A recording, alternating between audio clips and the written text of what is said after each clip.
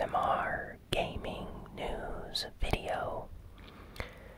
Please hit that like button. Sit back, relax, and let's begin. So, big news for Kingdom Hearts fans this week. Square Enix, or Square Enix, depends how you pronounce it, released a 4-minute long trailer that has, it's one of the first times where we have an official confirmation of the Monsters, Inc. world in Kingdom Hearts 3. So this is very big news and everyone is extremely happy about that. And there's also additional gameplay in the trailer for the previously announced Toy Story world. Apparently, Sora is hanging out with Buzz Lightyear and Woody from the Toy Story universe. And in Monsters, Inc., you hang out with Sully and Mike. And yeah, Sora, Goofy, and Donald all have unique monster appearances in that world, so it's very similar to previous Kingdom Hearts games where each world that you visit, there would be some sort of change to the costumes or outfits the characters would wear. So an example, Halloween Town.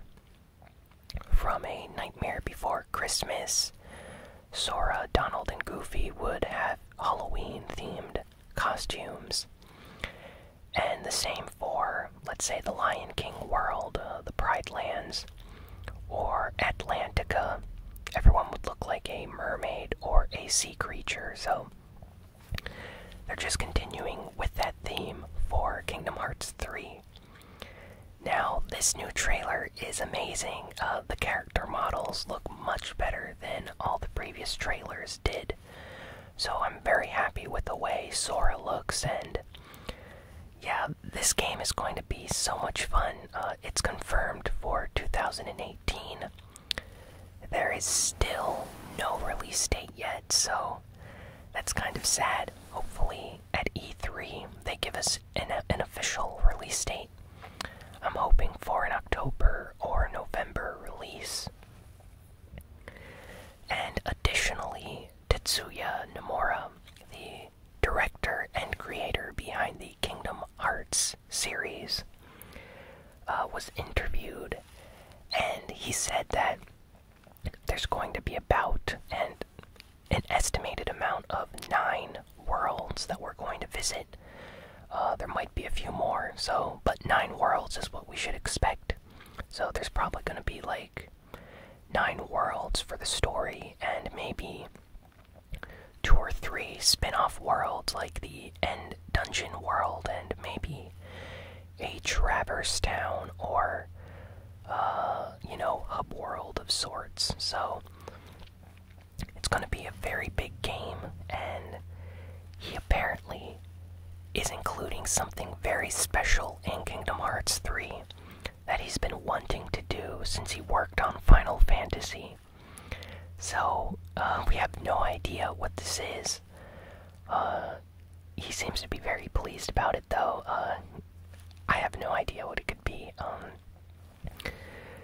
Honestly, if it's something that he wanted to do since working on Final Fantasy, maybe he's adding a Final Fantasy world to the Kingdom Hearts game.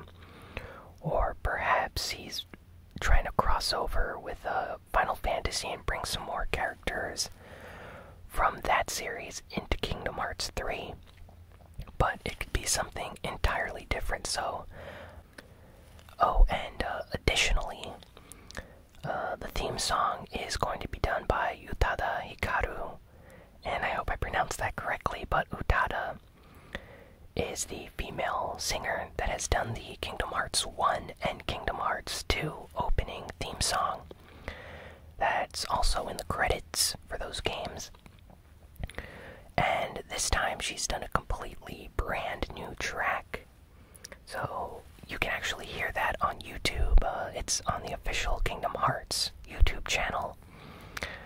I actually like the song, it's pretty good.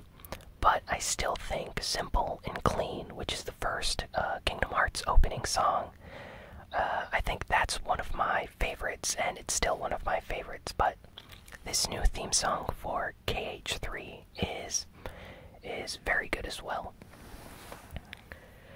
And now we have some news about Fortnite. So apparently the Fortnite developers are going to be releasing a 60 frames per second patch for the PlayStation 4 version of Fortnite Battle Royale. So, for those that don't know, the PS4 version of Fortnite runs at 30 frames per second, which is not the greatest. So, they're actually going to be releasing a patch or an update, which brings up the frame rate to 60 FPS. So, that means the game is going to look much more fluid, and it's actually going to be more responsive as well. And this is going to work on the PlayStation 4 Pro version and on the PlayStation 4 console. So both versions of the PlayStation 4 are going to run Fortnite at 60 FPS. So this is big news if you don't have a PS4. Not sure if they're going to make these changes available on the Xbox, but I assume that after it comes out on PS4, they will probably update the Xbox version as well, if they can do that. I think the PC version already runs at 60 FPS, so they don't have to make any changes on that version of the game. And additionally, there's some really nice Fortnite news for everyone that has a PlayStation Plus subscription. So if you have a PS Plus subscription, which I assume many of you do if you have a PS4, since it's the only way that you can play games online, well, the Fortnite developers put up a special free downloadable pack on PlayStation Network store, where if you have PS Plus, you can download this for free. And it's essentially a new costume skin for your Fortnite character and a new glider. So you get a new glider and a new costume for your avatar to wear in the game.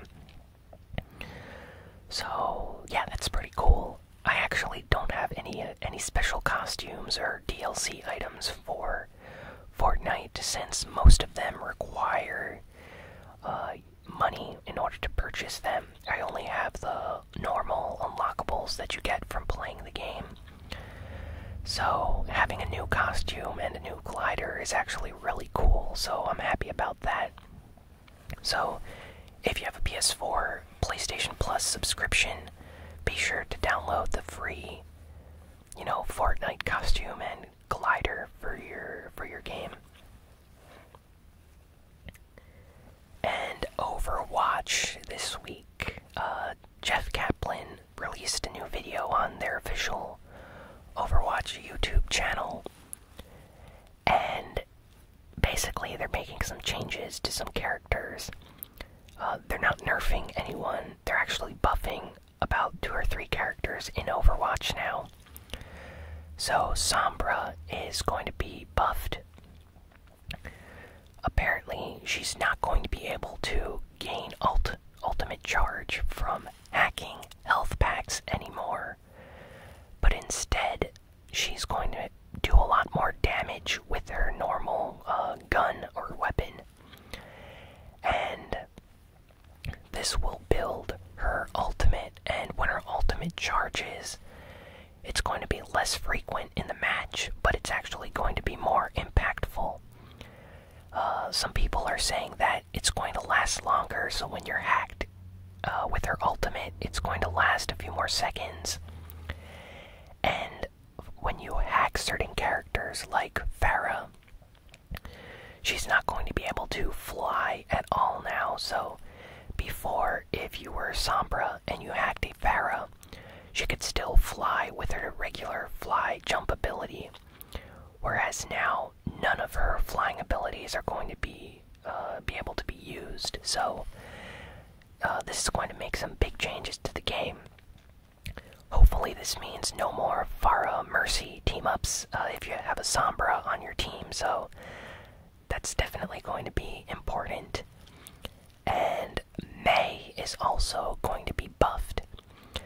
So previously, when Mei was freezing an enemy like a Genji or a Tracer and they quickly turned a corner, her freezing would completely stop. Like, she would not be able to continue freezing those characters because the corner or wall would block the freeze. So according to Jeff Kaplan in this update video, he said that they're going to be adding like a longer freeze duration for Mei. So while she's freezing someone, it's going to be a lot harder to escape and quickly like jump out of the way or turn a corner and be safe. So yeah, that means Mei is going to probably see a lot more use in competitive play now. And here's a big update. So Hanzo, a lot of people have been really angry with his scatter arrow, especially in higher ranks. A lot of people calling it a very cheap way to kill someone. So they're completely removing scatter arrow from Hanzo's abilities. And they're going to be adding something else. I'm not sure exactly. But apparently it's going to do more damage. It's like a piercing arrow or something. And yeah, it looks unique. There's not much information out about it right now, but they are going to change Hanzo's scatter arrow. And they're also going to change a few more things about Hanzo as well. But they haven't released any information about that as of right now, so hopefully these changes are good. I, for one, look forward to the Mei and Sombra changes, since I like playing as Mei and Sombra, so changes like this are going to bring a lot of fun to Overwatch, I think, so hopefully this update rolls out soon. Currently, the Mei and Sombra update buff of sorts is available on the PTR if you have a PC version of Overwatch. So if you have one, you can check out the PTR and see what you think of the new Sombra and Mei changes. And Blanka is coming out for Street Fighter V. This was previously announced a while ago, but they released a brand new character gameplay trailer for Street Fighter V, so everyone can see their favorite character, Blanka, and his insane combos for the game. For those that don't know, Blanka has a sort of reputation in the fighting game community as being a troll character, in the sense that a lot of players that play Blanka use him in a way that annoys other players online. He's kind of like a Dan, if any of you are familiar with Dan from Street Fighter. Not necessarily a joke character, but he is used by players that want to frustrate or annoy other players online and in tournaments, since his moveset is very unique and different from a lot of other fighters.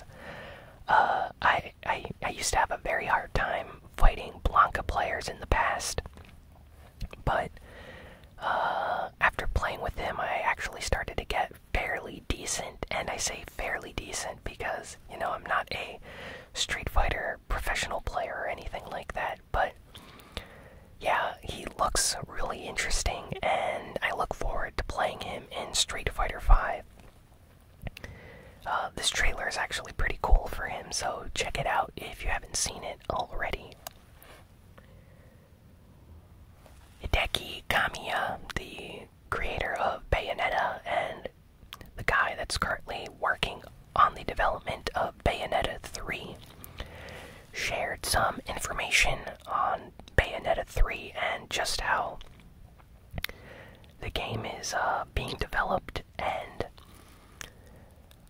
for those that don't know, a lot of fans are very displeased, and I'm not going to say a lot of fans, but a certain portion of fans are displeased with Kamiya and Platinum Games because Bayonetta is a Nintendo exclusive now.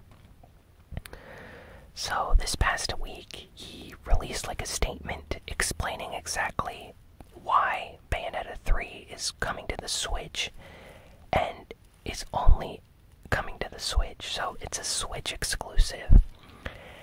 And he said that in the past, no one offered to pay for the development of the Bayonetta 2 game. So when Bayonetta 2 was brought to Nintendo, Nintendo agreed and paid for the license and the development of the game for the Wii U. And after that, they decided to do the same thing again with Bayonetta 3. PlayStation, Microsoft could have easily put up the price to pay for the development of Bayonetta 3, but they didn't. So, because of that, Nintendo now holds exclusivity deals with an exclusivity deal with Platinum Games for the Bayonetta series. Now, Bayonetta 1 is owned by Sega, and they can release that on PC, PS4, or any system they want. But Bayonetta 2 and Bayonetta 3 are completely, and I mean completely, paid for by Nintendo.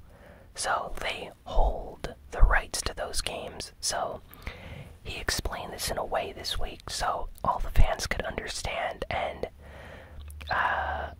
I guess he was disappointed that a lot of people felt that he was doing this on purpose by going to Nintendo. So hopefully this calmed a lot of people's expectations down, and it was a reasonable explanation, and I actually understand it a lot better now, the whole situation regarding the development. So yeah, still really hyped for Bayonetta 3, but I understand why some people are sad that it's not coming out on any other system. And a nice rumor came out this week. So Spyro the Dragon, if any of you remember Spyro before the Skylanders series completely changed his character and everything, Spyro and Crash Bandicoot were probably the two biggest, series on the PlayStation 1. They were considered the mascots of the PlayStation 1. Sega had Sonic the Hedgehog, Nintendo had Super Mario, and PlayStation had Crash Bandicoot and Spyro. Both of those games had a trilogy. Both of those game series had a trilogy on the PlayStation 1. Extremely popular games. They sold very well. So, apparently, after the success of the Crash Bandicoot Remaster Insane Trilogy that came out last year, apparently, according to this rumor, Spyro is also going to be receiving a HD remaster of the original trilogy for the PlayStation 4. So if this is true, then I'm going to be so happy because I love the Spyro games, specifically the first and third game. I played those games a lot on the PlayStation 1. So having the ability to play those games on the PlayStation 4 with trophies and enhanced graphical changes, it's going to be such a fun experience. So I really hope this rumor is true. Of course, it could be entirely made up and fabricated, but hopefully it's not fake. And we actually see some sort of announcement for a Spyro Trilogy this year, so keeping my fingers crossed for that. And lastly, Mega Man X Collection was previously announced. Everyone was very happy about that. But according to an Australian, online retailer that rates games, like a ratings board,